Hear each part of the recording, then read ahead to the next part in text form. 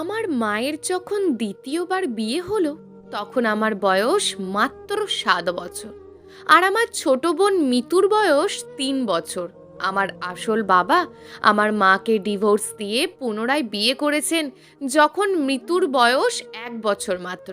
এই 2 বছর মা আমাদের নিয়ে নানা বাড়িতেই ছিলেন, কিন্তু নানা নানি কেউ বেঁচে না থাকলে যা হয়, দুই মামা আমাদের মোটামুটি ভালোবাসলেও মামিরা কখনো আমাদের ভালো চোখে দেখেননি। আমাদের সব সময় বোঝা মনে করতেন তারা। এমন না যে আমার মামারা গরিব, অনেক রোজগার তাদের, কিন্তু তাও আমরা তিনটে মানুষ যেন দিনের পর দিন চোখের বালি হতে থাকলাম মামিদের কাছে। মামারা কিছুটা ভালোবাসলেও বিপত্তি বাঁধে তখন, যখন মামিদের আমাদের ওপর রাগ দেখে মা তার পৈতৃক সম্পত্তি থেকে নিজের ভাগ বুঝে নিতে চায়। আমার নানা ছিলেন জর্জ কোর্টের উকিল। তিনি তার জীবদ্দশায় অনেক জমি জমা কিনে রেখেছিলেন। দিন যত যায় সেই সব জমির দাম তত বাড়ে। নানা তার 3 ছেলে মেয়েকে সমানভাবে সেসব সম্পত্তি লিখে দিয়ে যেতেছিলেন। সেরকম কাগজপত্র জমি জমা সংক্রান্ত উকিলকে ডেকে দিয়ে ঠিক করেছিলেন অনেকটা। কিন্তু সব কিছু চূড়ান্তভাবে ঠিকঠাক হওয়ার আগেই নানা হঠাৎ করে হার্ট অ্যাটাক করে পরলোক গমন করেন। মামারা তখন খুব চালাকির সাথে সেই সব কাগজপত্র সরিয়ে ফেলেন। এসব অবশ্য আমরা অনেক পরে জানতে পারি, কিন্তু মা যখনই তার ভাগের সম্পত্তি বুঝে নিতে চান, মামাদের আসল রূপ বেরিয়ে আসে। আমাদের সামনে মাকে যা নয় তাই বলে অপমান করতে থাকে। আমার তখন একদমই কচি বয়স, মিতু তো আরও ছোট। মায়ের অপমান দেখে চোখে পানি চলে আসে আমাদের। এতদিন মামিরা আমাদের অনেক সহ্য করতে না পারলেও মামাদের ভয়ে কিচ্ছু বলতেন না, কিন্তু যখনই মামারাও মাকে যা নয় তাই বলতে থাকেন, তখন মামিরাও আর চুপ করে থাকেন না। বড় মামি মুখ ভেঙচি দিয়ে বলেন, দেখেছো দেখেছো, এর জন্যই বলেছিলাম বেশি বার বাড়তে দিও না তোমার বোনকে। এতদিন আমরা না দেখলে কোথায় যেত, বর্ত ফেলে রেখে আরেকটা বিয়ে করেছে, 2 মেয়ে নিয়ে এসে আমাদের ঘাড়ে এসে উঠেছে, এখন আবার সম্পত্তির ভাগ চায়। আরে, বিয়ে হয়ে গেলে মেয়েরা আবার বাপের বাড়ির সম্পত্তি পায় নাকি? এতদিন এমন ছিল না। 2 দিন বাইরে যাচ্ছে, 2টো টাকার মুখ দেখেছে, অমনি ভাইদের মুখের ওপর সম্পত্তি দাবি করে বসেছে। আসলে মা ততদিনে একটা প্রাইভেট কোম্পানিতে ছোট্টখাটো একটা চাকরি নিয়েছে।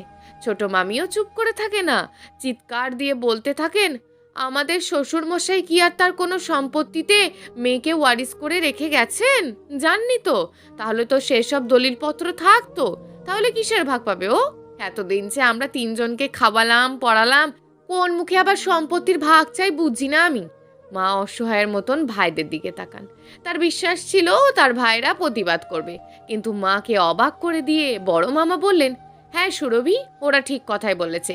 বাবার কোনো দলিলপত্রে তোমার নাম নেই, আর বাবার আছেই বাকি অল্প কিছু জমি জায়গা, যার বেশিরভাগ আমি আর ছোটন অনেক আগেই বেচে দিয়েছিলাম বাবার বিভিন্ন দেনা শোধ করতে। মা অবাক হয়ে তাকিয়ে থাকেন। তিনি জানতেন তার বাবা কখনো কোনো দেনা রাখেননি, আর কম জমি জমাও নেই। ভাইদের এমন ব্যবহার দেখে মায়ের 2 চোখ গড়িয়ে পানি পড়তে থাকে। সেদিন রাতে মা আমাদের জড়িয়ে ধরে অনেক কান্না করেন, কিন্তু তারপর থেকে শুরু হয় আমাদের ওপর মামিদের অকথ্য বাজে ব্যবহার। মায়ের যা বেতন তা দিয়ে আলাদা ঘর ভাড়া নিয়ে আমাদের নিয়ে থাকা সম্ভব না, তাই এখানেই পড়ে থাকতে হবে আমাদের। এতটুকু বয়সে এসব বুঝ আমার চলে এসেছিল। কিন্তু সমস্যা হয় সেদিন। বড় মামি আমাকে গরম ভাতের হাঁড়ি থেকে ফ্যান ঝরাতে বলেন। এই কাজ আমি কোনোদিন করিনি, কিন্তু মামি যখন বলেছেন আমাকে করতেই হবে। আমি খুব সাবধানে হাঁড়ি উপুর করার চেষ্টা করি, কিন্তু অত ভারী হাঁড়ি উপুর করে ফ্যান ঝরানো কি আর আমার কাজ? সোজা এসে গরম ভাত এসে পড়লো আমার হাতে। গগন বিদারী চিৎকার করে সেখানেই অজ্ঞান হয়ে পড়ি আমি। যখন জ্ঞান ফেরে আমি দেখি মা আমার মাথার কাছে বসে কাঁদছে আর জলপটি দিচ্ছে। আমার হাত তখন প্রায় অবশ। তাকিয়ে দেখি হাতে ব্যান্ডেজ করা, গা পুড়ে যাচ্ছে জ্বরে। কোনো রকমে মা বলে ডাক দিই। মা আমাকে জড়িয়ে ধরে শব্দ করে কেঁদে দেন। আমি মাকে জড়িয়ে ধরেই শুয়ে থাকি। এরপরে কিছুদিন মা খুব চুপচাপ ছিলেন, আমাদের সাথেও খুব বেশি কথা বলতেন না। অফিস থেকে এসে বারান্দায় চুপ করে বসে থাকতেন আকাশের দিকে তাকিয়ে। আমরা সাহস পেতাম না মাকে কিছু জিজ্ঞেস করার। কিন্তু আমার এত বড় একটা দুর্ঘটনার পরও আমার মামারা কেউ মামিদের কিচ্ছু বলেনি। ছোট্ট মনে খুব কষ্ট ছিল আমার এটা নিয়ে।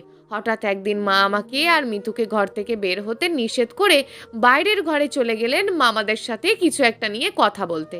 মা খুব কড়া গলায় কথা বলছেন শুনতে পেলাম। মাকে এত শক্ত গলায় কখনো কথা বলতে শুনিনি। আমি মিতুকে জড়িয়ে ধরে চুপ করে বসে থাকলাম। বেশ ভয় হতে লাগলো আমাদের। মামাদের আওয়াজ তেমন শুনলাম না, তবে মামিরাও যেন কি বলছিলেন শুনলাম, কিন্তু মায়ের কঠোর আওয়াজের কাছে তা কিছুই না। এর প্রায় বেশ কিছুক্ষণ পর মা ঘরে এসে শব্দ করে দরজা লাগিয়ে দেন। মাকে এত রাগতে কখনো দেখিনি আমরা। মা হঠাৎ আমাদের পাশে এসে বসলেন, আমাদের শক্ত করে জড়িয়ে ধরলেন। এরপর হঠাৎই ঝরঝর করে কেঁদে দিলেন। কাঁদতে কাঁদতে মায়ের কথা জড়িয়ে যায়, তাও কোনো মতে বললেন, তোমরা আমাকে ক্ষমা করে দিও মা, ক্ষমা করে দিও। কিছুই বুঝতে পারছিলাম না মা ক্ষমা কেন চাচ্ছে আর কেনই বা এভাবে কাঁদছে। কিন্তু কিছু জিজ্ঞেসও করতে পারলাম না, কারণ মায়ের মন খুবই খারাপ তা বুঝলাম। তাই আমি আর মিতু চুপ করে মাকে জড়িয়ে ধরে বসে থাকলাম। এর পরদিন থেকে মামিদের ব্যবহার হঠাৎ পরিবর্তন। আমি কোনো কাজ করতে গেলে মামিরা দৌড়ে এসে আমাকে বাধা দেয়, খাওয়ার সময় আমাদের ভালো ভালো খাবার দেয়। সেদিন আবার বড় মামি আমার আর মিতুর জন্য নতুন জামাও কিনে আনলেন।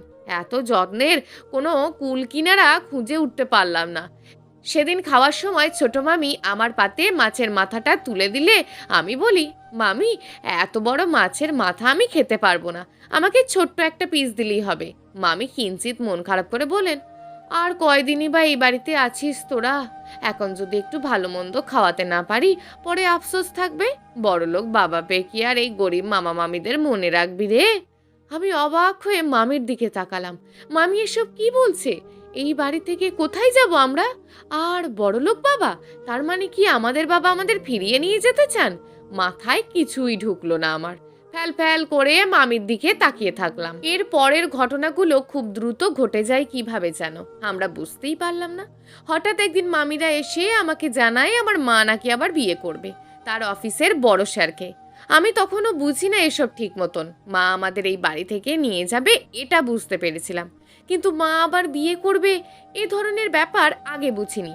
বিয়ে বলতে 2 বছর আগে দেখেছিলাম বাবা বিয়ে করে আমাদের বাড়ি থেকে বের করে দিয়েছিল। আচ্ছা, তাহলে মা বিয়ে করেও কি আমাদেরকে তার কাছে থাকতে দেবে না? ক্রমেই ভয় আমার বুকের মধ্যে বাসা বাঁধে। মিতু তখন খুবই ছোট, এসব বোঝার মতন বয়স হয়নি। সে এক মনে বসে পুতুল নিয়ে খেলছে। আমি ছুটে গিয়ে ওকে জড়িয়ে ধরে বসে থাকি। মা তখন অফিসে, বাড়ি না ফেরা পর্যন্ত সব জানতেও পারছি না। ততক্ষণে ভয়ে আমার গলা শুকিয়ে আসছে। মাও যদি আমাদের তার কাছে থাকতে না দেন, আমরা কোথায় যাব তখন? সন্ধ্যার অনেকক্ষণ পর মা আসলেন বাড়িতে অনেক কেনাকাটা করে নিয়ে। এসেই হইচই শুরু করলেন। আমাদের জন্য নতুন জামা আর খেলনা নিয়ে এসেছে মা। মিতু খুশিতে পাগল প্রায়। অন্যদিন হলে আমিও খুশি থাকতাম, কিন্তু আজকে আমার ভিতরে অন্য ভয় কাজ করছে। আমি চুপ করে এক পাশে বসে থাকলাম।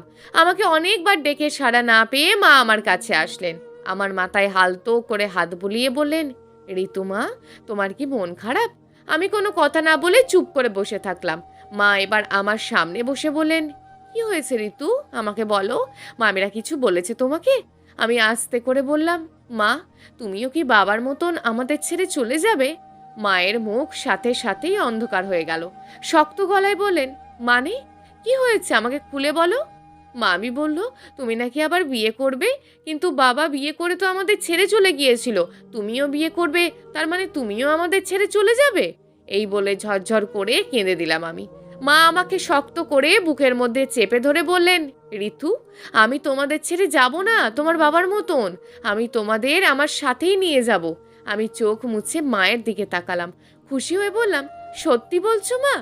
মা আমার দিকে তাকিয়ে হেসে বলেন, হ্যাঁ সত্যি, আমার 2 রাজকন্যাকে ছেড়ে কি আমি থাকতে পারি? ভীষণ খুশি হলাম আমি। যাক, বিয়ে মানে যে ছেড়ে যাওয়া নয় তা বুঝলাম। খুশি হয়ে আমিও মিতুর সাথে খেলতে লাগলাম।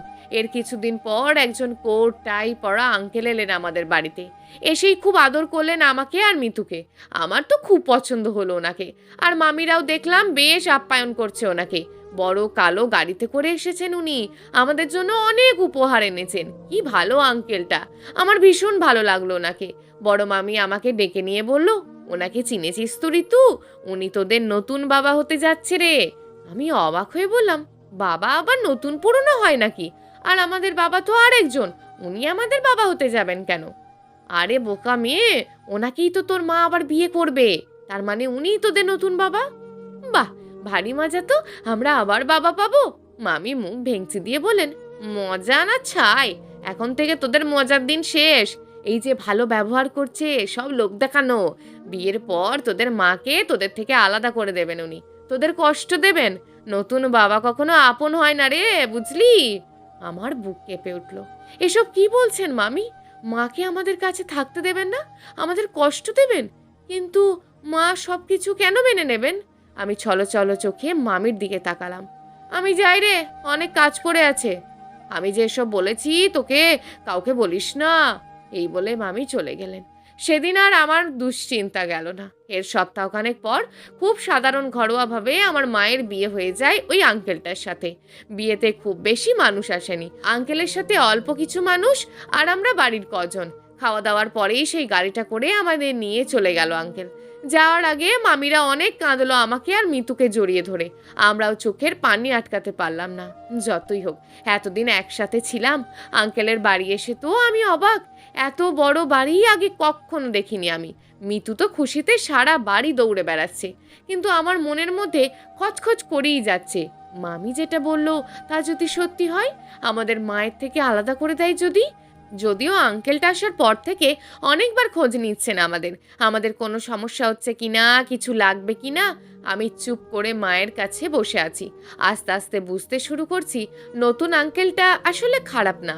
আমি মাত্রই একটু সহজ হতে শুরু করেছি, কিন্তু বিপত্তি বাঁধে রাতে। আমাদের জন্য নতুন ঘরের ব্যবস্থা করা হয়েছে, কিন্তু আমি বা মিতু মাকে ছাড়া ঘুমাতেই পারি না।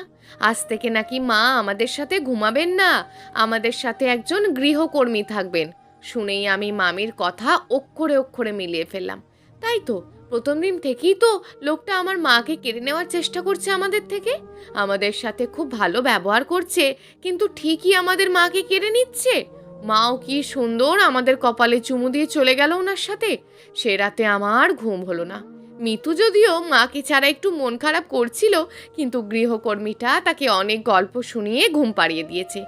আমি সারা রাত ঘুমাতে পারলাম না, সারা রাত বালিশ বিছিয়ে কাঁদলাম। সকাল হতেই দেখলাম মা অনেক খুশি, অনেক রকম নাস্তা বানিয়েছে, সুন্দর একটা শাড়ি পরে সারা ঘরে ছুটে ছুটে বেড়াচ্ছে। কি সুন্দর লাগছে মাকে, কিন্তু কেন জানি এক রাতেই মাকে কেমন অপরিচিত লাগছে আমার কাছে। মনে হচ্ছে আগের সেই মা আর নেই আমার। এই সময় তো মা তৈরি হয়ে অফিসে চলে যায়। নাস্তার টেবিলে এসে বসলাম। এক পর্যায়ে ওই আঙ্কেলটা এসে টেবিলে বসলো। কেন জানি খুব রাগ লাগছে ওনাকে দেখে, সহ্য করতে পারছি না। অনেক কষ্ট করে চুপ থাকলাম। আমাদের দেখেই উনি বললেন, মায়েরা তোমাদের ঘুম হয়েছে তো ভালো, কোনো সমস্যা হয়নি তো? আমি উত্তর দিলাম না, না শোনার ভান করে নাস্তা করতে লাগলাম। লোকটা একটু অপ্রস্তুত হয়ে গেল। মা একটু কঠিন সুরে বলল, ঋতু, বাবা কি বলছে শুনতে পাওনি? আমি অবাক হয়ে বললাম, বাবা? কে বাবা? দেখলাম লোকটা ভ্যাবাচাকা খেয়ে আমার দিকে তাকিয়ে আছে।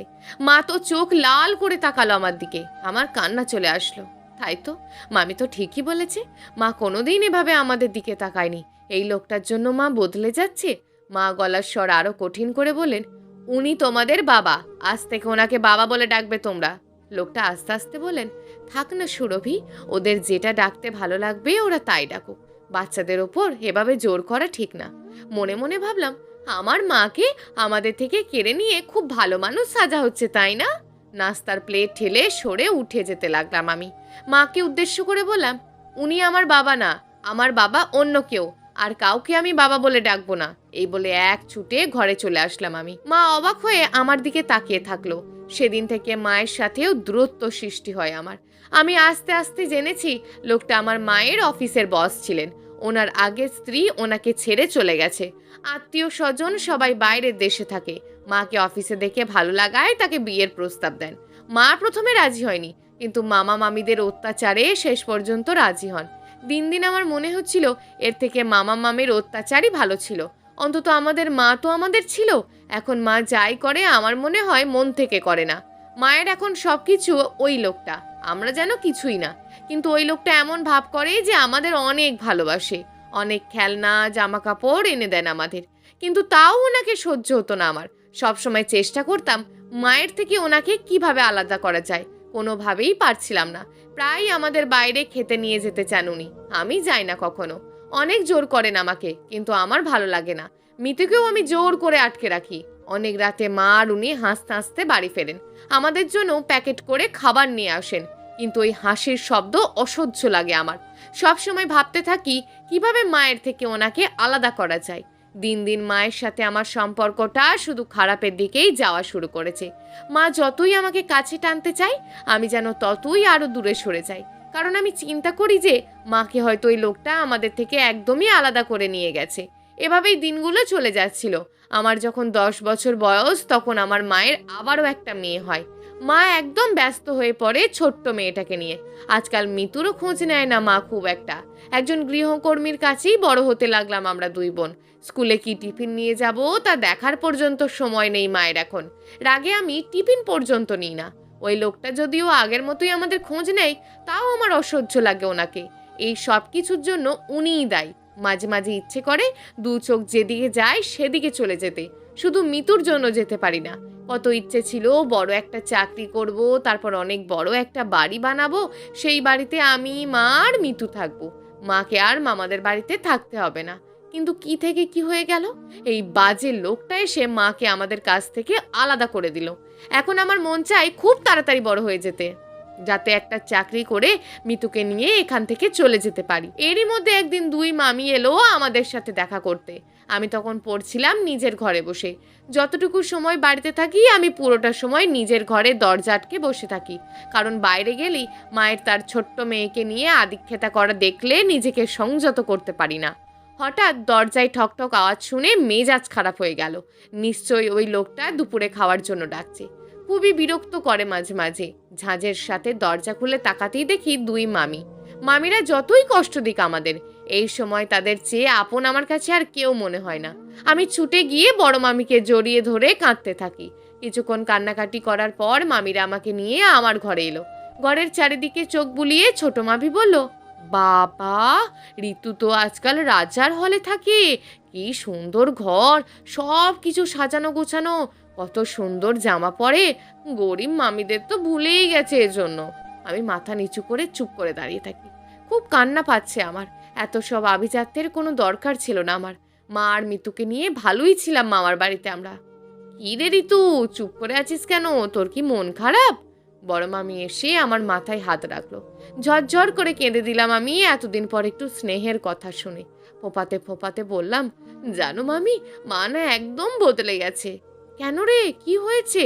আগে থেকেই আমাদের দুই বোনের ওপর কোনো খেয়াল ছিল না। তার উপর মায়ের এই নতুন মেয়েটা হওয়ার পর থেকে মা যেন ভুলেই গেছে আমাদের। আমরা কখন কি খাই, কখন স্কুলে যাই, কিচ্ছু জানে না মা। আমার আর ভালো লাগছে না মামি, আমাকে আর মিতুকে নিয়ে চলো তোমরা। ফুপিয়ে ফুপিয়ে কাঁদতে থাকলাম আমি। দুই মামি হঠাৎ নিজেদের মধ্যে একটু হাসলো।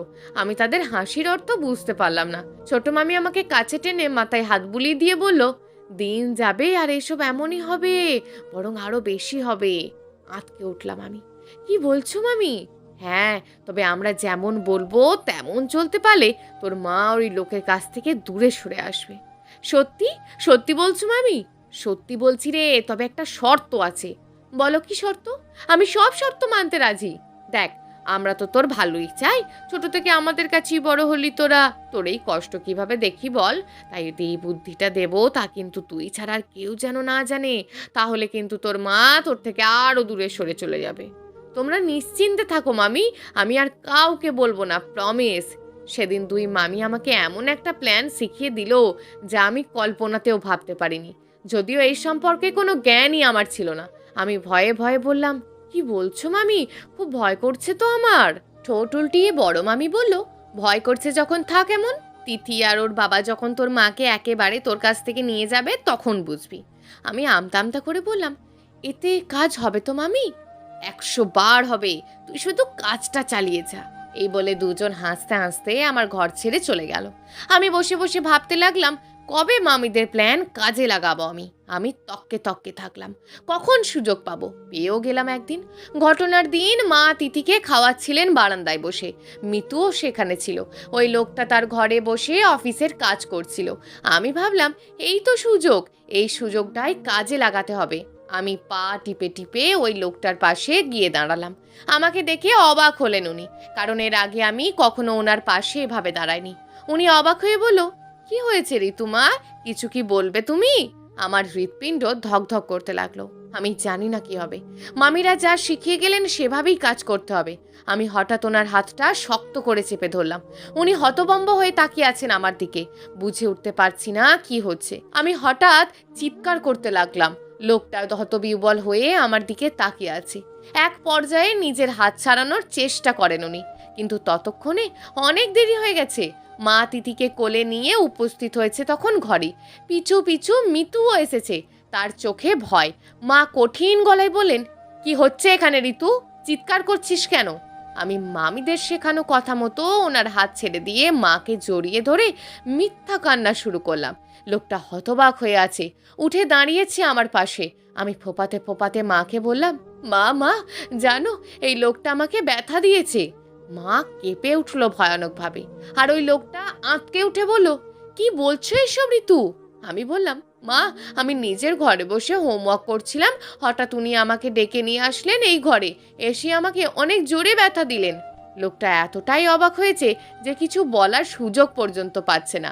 কোনো রকমে বলো, সুরভি বিশ্বাস করো এমন কিছু।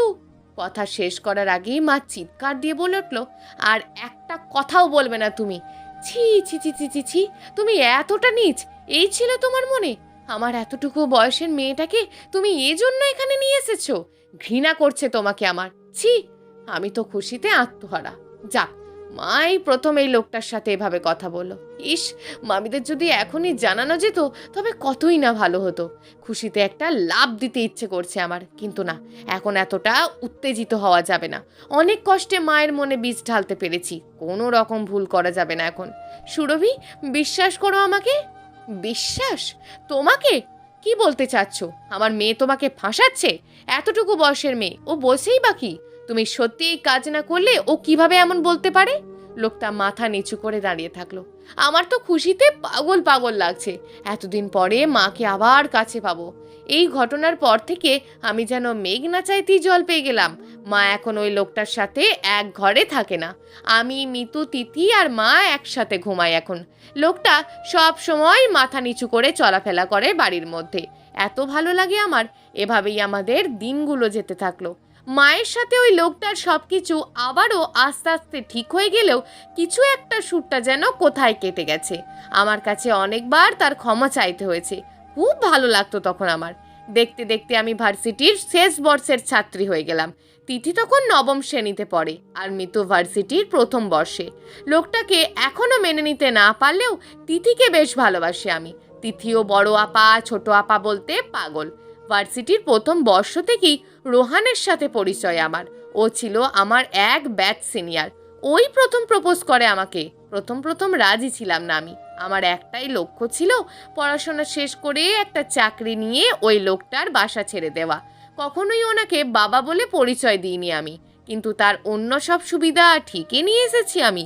দামি মোবাইল, ল্যাপটপ, সব সময় দামি জামা কাপড় পরে ভার্সিটিতে যাই গাড়ি চড়ে। ওই লোকের দেয়া সব সুবিধা নিই, কিন্তু ওনাকে সহ্য করতে পারি না আমি। রোহানের এত ভালোবাসা, কেয়ার করা শুরু করলো আমাকে, আমি ওকে ভালো না বেসে পারলামই না। শেষে মনে হলো আমি ওর জন্য পাগল হয়ে গেলাম। ও ভীষণ গরিব ঘরের ছিল, প্রায় টাকা পয়সার সমস্যায় পড়তো। তখন আমি ওকে অনেক সাহায্য করি। আমি বাড়ি থেকে প্রচুর হাত খরচ পেতাম, তার বেশিরভাগ টাকাই ওকে দিতাম আমি। আমার বেশি টাকার দরকার ছিল না, যখন যা চাই হাতের কাছে পেয়ে যেতাম। টাকা দিয়ে কি হবে? টাকা পাওয়ার পর রোহান খুশিতে কেঁদে দিত। কাঁদতে কাঁদতে আমাকে জড়িয়ে ধরে বলতো, ঋতু দেখো, তোমাকে আমি রাজরানী করে রাখবো। আমি সপালু চোখে তাকিয়ে থাকতাম। সারা জীবন মনের কষ্টে থাকা আমি রোহানের মাঝে নিজের সুখ খুঁজে নিতাম। কত ভালো দিন গেছে সেসব। এর মধ্যে আমি অনার্স শেষ বর্ষে চলে এলাম। রোহান ততদিনে অনার্স শেষ করে ফেলেছে। ওকে আমি তাগেদা দিতে থাকি চাকরি খোঁজার জন্য, কারণ ও চাকরি পেলেই আমাকে বিয়ে করবে আর আমি ও বাড়ি থেকে চলে যেতে পারবো। কিন্তু ওর মধ্যে কোনো চাকরি খোঁজার ইচ্ছাই ছিল না। চাকরির কথা বললেই শুধু বলে, আজকাল চাকরি কোনো লাভ নেই জানো, কিছু টাকা হলেই ব্যবসা শুরু করব। আমি বুঝতে পারিনি তখনও ও কিসের ইঙ্গিত দিচ্ছে। এর মধ্যে একদিনও বলল, আমার বাবা আর মা যাবে তোমার বাড়িতে বিয়ের প্রস্তাব নিয়ে। খুশিতে প্রায় 10 মিনিট আমি কোনো কথা বলতে পারিনি। এরপর খুশিতে চিৎকার করে বললাম, সত্যি বলছো তুমি? হ্যাঁ সত্যি, কিন্তু একটা সমস্যা আছে। কি সমস্যা রোহান এখানে আবার? আমি তো এখনো কিছু করি না, তোমার বাসা থেকে কোনো সমস্যা হবে না তো? না রোহান, আমি তাদের কোনো কথা শুনি না, আমি যা বলি তারা সেটা শুনতেই বাধ্য হয়। তুমি আর ভেবো না, যত তাড়াতাড়ি সম্ভব তোমার বাবা মাকে পাঠাও আমাদের বাড়ি। রোহান আমাকে আশ্বস্ত করলো। আমি স্বপ্ন দেখতে শুরু করলাম একটা সুন্দর সময়ের। এরপর বেশ কিছুদিন কেটে গেল। আমি আশায় দিন গুনছি, কবে আসবে রোহান ওর পরিবার নিয়ে। হঠাৎ একদিন সেই স্বপ্নের দিন এলো। আমি নিজের ঘরে বসে গল্পের বই পড়ছিলাম। কাজের মেয়েটা এসে জানালো ড্রয়িং রুমে মেহমান এসছে, তারা মা আর ওই লোকটার সাথে কথা বলছে। আমি নিশ্চিত হলাম রোহানই এসেছে ওর পরিবার নিয়ে। প্রজাপতির মতন উড়তে লাগলাম আমি। মাথায় ওড়না দিয়ে ড্রয়িং রুমে চলে আসলাম আমি। যদি বাড়ি থেকে ঝামেলা করে ওর সাথে বিয়েতে, আমি আজই এক কাপড়ে ঘর ছাড়বো ভেবে দিলাম। ড্রয়িং রুমের সামনে আসতেই দেখলাম সবার মুখ থমথমে। রোহান আর বাবা মায়ের মুখ বেশ রাগি রাগি। মা আর ওই লোকটা অসহায়ভাবে দাঁড়িয়ে আছে। কিছুই বুঝতে পারলাম না কি হচ্ছে এখানে। আপনার মেয়ে একটা প্রতারক, আমার সহজ সরল ছেলেটাকে জালে ফেলেছে। আঁতকে উঠলাম আমি। কি বলছে রোহানের মা বাবা এসব? আমি রোহানকে জালে ফাঁসিয়েছি? মা বলল, দেখুন আপনারা কি বলছেন আমি কিচ্ছু বুঝতে পারছি না। কি দোষ করেছে আমার মেয়ে? আমি পা টিপে টিপে ড্রয়িং রুমে প্রবেশ করলাম। আমাকে দেখেই রোহান তেলে বেগুনে চলে উঠল। চিৎকার করে বলল, ঋতু, এভাবে ঠকালে তুমি আমাকে? হতবাক হয়ে দাঁড়িয়ে আছি আমি। আমি কখন ওকে ঠকালাম? আমি কিছু বলতে যাব তার আগেই মা এসে আমাকে বলল, তুই এই ছেলেকে চিনিস? আমি মাথা নিচু করে হ্যাঁ সূচক সম্মতি জানালাম। কতদিন ধরে চিনিস? আমি আস্তে করে বললাম, 3 বছরের বেশি। এবার রোহান চিৎকার করে উঠল, এই 3 বছরে একবারও তুমি বলনি ঋতু যে উনি তোমার নিজের বাবা নন, সৎ বাবা? আমি হতভম্ব হয়ে গেলাম। আমি ঠিক করে রেখেছিলাম বিয়ের আগেই সব জানাবো ওকে, কিন্তু না জানিয়েই বা কি এমন অপরাধ করেছি যার জন্য ও এভাবে কথা বলছে? মা আর ওই লোকটার মুখ কালো হয়ে গেল। রোহান বলতে থাকলো, দামি গাড়ি জামা কাপড় দিয়ে তো কম ফুটানি দাওনি। আমি তো ভেবেছিলাম সব টাকা তোমার বাবার, কিন্তু এখন তো শুনি ওনার সৎ বাবা। আমি ওর দিকে তাকিয়ে বললাম, তাতে কি হয়েছে রোহান? তুমি তো আমাকে ভালোবেসেছো, বিয়ে তো আমাকে করবে। আমার বাবা থাকুক বা না থাকুক তা দিয়ে কি যায় আসে? একদম চুপ বেঈমান মেয়ে, মিথ্যেবাদী নাটকবাজ কোথাকার। আমি থরথর করে কাঁপতে থাকলাম। কি বলছে এসব রোহান? হঠাৎ ওই লোকটা বলল, অনেক হয়েছে মিস্টার রোহান, এতক্ষণ তোমাকে আমি সহ্য করছিলাম, যার কারণ আমার মেয়ে তোমাকে ভালোবাসে, কিন্তু আমার সামনে দাঁড়িয়ে আমার মেয়েকে এমন নোংরা কথা বলার শাস্তি কি হতে পারে তুমি ভাবতেও পারবে না। আমি অবাক হয়ে তাকালাম ওনার দিকে। কি সুন্দর করে বললেন আমার মেয়ে। কেন জানি খুব কান্না পেয়ে গেল আমার। রোহান টিটকারি সূচক হাসি দিয়ে বলল, আপনার মেয়ে? আপনার মেয়ে তো তিথি। ঋতু আর মিতু তো আপনার মেয়ে না, ওরা আপনার ওয়াইফের আগের ঘরের মেয়ে। সব খবরই নিয়ে এসেছি আমরা আজকে। আমি যেন রোহানকে চিনতেই পারছি না। এ কি সেই রোহান? তবে কি ও এতদিন আমার সাথে টাকার লোভেই এই অভিনয় করেছে? আমার পুরো পৃথিবী যেন ওলট পালট হয়ে যাচ্ছে। হ্যাঁ, ও আমার মেয়ে, তাতে কোনো সন্দেহ নেই।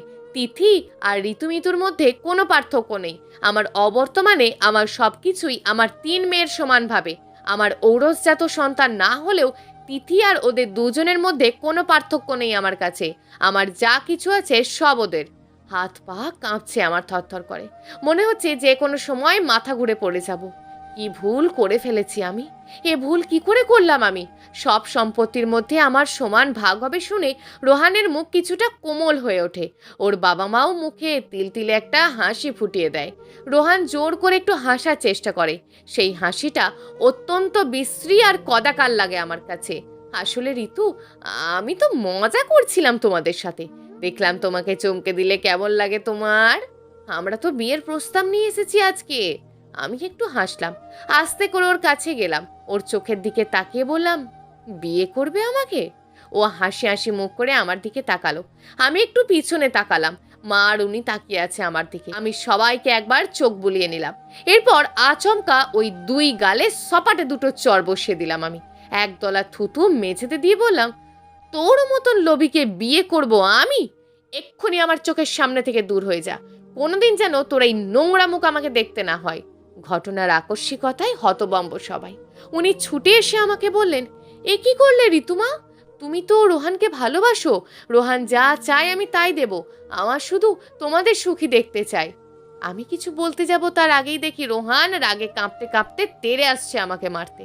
আমি ভয়ে চোখ বন্ধ করে ফেলি, কিন্তু কিছুক্ষণ পর্যন্ত কোনো সাড়া শব্দ না পেয়ে চোখ মিলে তাকাই আমি। দেখলাম উনি রোহানের হাত শক্ত করে চেপে ধরে আছেন। চোখ ভয়ঙ্কর রকমের লাল হয়ে আছে ওনার। চাপা রোষের সাথে বলেন, এতক্ষণ ভদ্রতা দেখিয়েছি আমার মেয়ের দিকে তাকিয়ে, কিন্তু যে হাত আমার মেয়ের ওপর এভাবে আসবে সেই হাত কেটে টুকরো টুকরো করে ফেলতে আমার দুবার বেশি ভাবতে হবে না। রোহান আর ওর বাবা মায়ের মুখ কালো হয়ে গেছে। কিছুক্ষণ পর মাথা নিচু করে বেরিয়ে গেল ওরা। অপরাধ বোধে ভিতরটা ছাড়খাড় হয়ে যাচ্ছে আমার।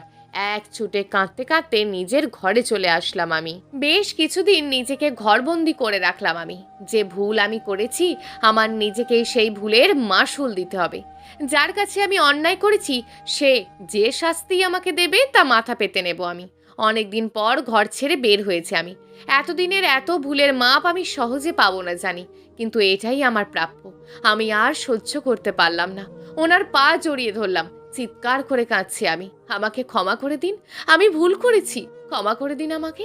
আপনি আমাকে যে শাস্তি দেবেন আমি তাই মাথা পেতে নেব। উনি দেখলাম কোনো রকমে চোখ মুছলেন। আমার মায়ের দিকে তাকিয়ে বললেন, দেখো তো আমার পাগলি মেয়েটা কি করছে। মা অন্যদিকে ফিরে চোখ মুছলেন। পা ছাড়ো ঋতুমা, উঠে আসো। না, আমি পা ছাড়বো না। আগে আপনি আমাকে শাস্তি দেবেন, তারপর আমি আপনার পা ছাড়বো। বেশ তো, শাস্তি দেব, আগে উঠে আসো তো। এই বলে উনি আমার দিকে তাকালেন। আমার মাথায় হাত দিয়ে বললেন, তোমার একটাই শাস্তি। মিতু আর তিথি যেমন আমাকে বাবা বলে ডাকে, তুমিও আজকে আমাকে বাবা বলে ডাকবে। এটাই তোমার শাস্তি, রাজি তো? সবার চোখে পানি। আমি ছুটে গিয়ে মাকে বললাম আমার করা সেই জঘন্য অপরাধের কথা। মা আমার মাথায় হাত রেখে বলল, ওই ঘটনার কয়েকদিনের মধ্যেই আমি সত্যিটা জানতে পেরেছিলাম। তোমার মামিরা যখন এই বুদ্ধি তোমাকে দিয়েছিল, আমাদের বাসার গৃহকর্মী দরজার আড়াল থেকে সব শুনেছিল। সে পরে সব বলে আমাকে। আমি খুব রেগে গিয়েছিলাম তোমার ওপর, তোমাকে মারতেও চেয়েছিলাম, কিন্তু তোমার বাবা আমাকে বলেছিলেন তোমার গায়ে যেন একটা নখের আঁচড়ও না পড়ে। উনি জানতেন একদিন ঠিক তুমি তোমার ভুল বুঝতে পারবে, নিজেই ক্ষমা চাইবে। সেই দিন সত্যিই এসেছে আজ। আমি মাথা নিচু করে দাঁড়িয়ে থাকলাম। মাথা উঁচু করার মতন অবস্থা আমার আর নেই। বাবা এগিয়ে এসে আমার মাথায় হাত রাখলেন। আমি আবার ওনার বুকের ওপর মাথা রেখে কাঁদতে লাগলাম। ততক্ষণে মিতু আর তিথিও বাবার দুপাশে এসে দাঁড়িয়েছে। মিতু বলল, বাহ রে, সব ভালোবাসা বুঝি বাবা তার বড় মেয়েকেই দেবে? আমরা বুঝি কেউ না, আমরা বুঝি ভেসে এসেছি। বাবা মুচকি হেসে ওদের বুকে টেনে নিলেন। আমরা তিন বোন বাবাকে শক্ত করে জড়িয়ে ধরে রাখলাম।